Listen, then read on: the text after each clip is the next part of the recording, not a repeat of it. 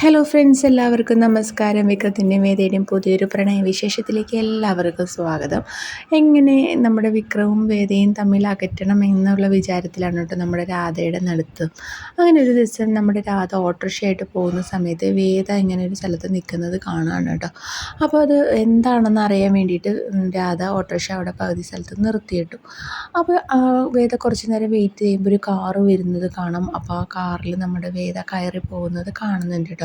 ഇത് കണ്ട വഴിക്ക് തന്നെ നമ്മുടെ രാധ എന്താ ചെയ്യുന്നതെന്ന് വെച്ചാൽ വേഗം തന്നെ അവർ കാറിൻ്റെ പുറകെ തന്നെ പോവാണ് കേട്ടോ, എന്താണെന്ന് അറിയാൻ വേണ്ടിയിട്ട്, അത് ആരാണ് എന്താണെന്ന് അറിയാൻ വേണ്ടിയിട്ട്.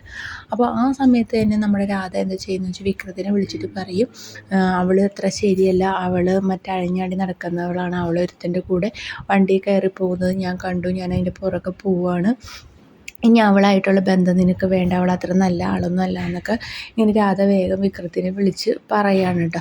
വിക്രത്തിനാണ് ഈ രാധ ആ പറയുന്നത് അത്ര വിശ്വസിക്കാൻ പറ്റിയൊന്നുമില്ല. വേദ അങ്ങനത്തെ ഒരാളല്ല എന്ന് വിക്രത്തിന് അറിയാം. പക്ഷെ നമ്മുടെ വിക്രം രാധേനെ പറഞ്ഞു, ശരി ഞാൻ നോക്കട്ടെ, എന്താണെന്ന് ഞാൻ അന്വേഷിക്കട്ടെ എന്ന് പറയൂ കേട്ടോ. അത് കേൾക്കുമ്പോൾ നമ്മുടെ രാധയ്ക്ക് സന്തോഷമാവും കേട്ടോ. എന്തായാലും വിക്രം വേദേനെ ഉപേക്ഷിക്കും, താൻ പറയുന്നത് വിശ്വസിച്ചിട്ടുണ്ട്, ഇതിൻ്റെ എന്താണെന്നുള്ള കാര്യം കണ്ടുപിടിക്കണമെന്ന് വെച്ചിട്ട് നമ്മുടെ രാധ ആ കാറിൻ്റെ പുറകെ തന്നെ പോവാണ് കേട്ടോ. അപ്പോൾ നമ്മുടെ വീഡിയോ ഇഷ്ടമായെങ്കിൽ ലൈക്ക് ചെയ്യാനും ഷെയർ ചെയ്യാനും സബ്സ്ക്രൈബ് ചെയ്യാനും മറക്കല്ലേ.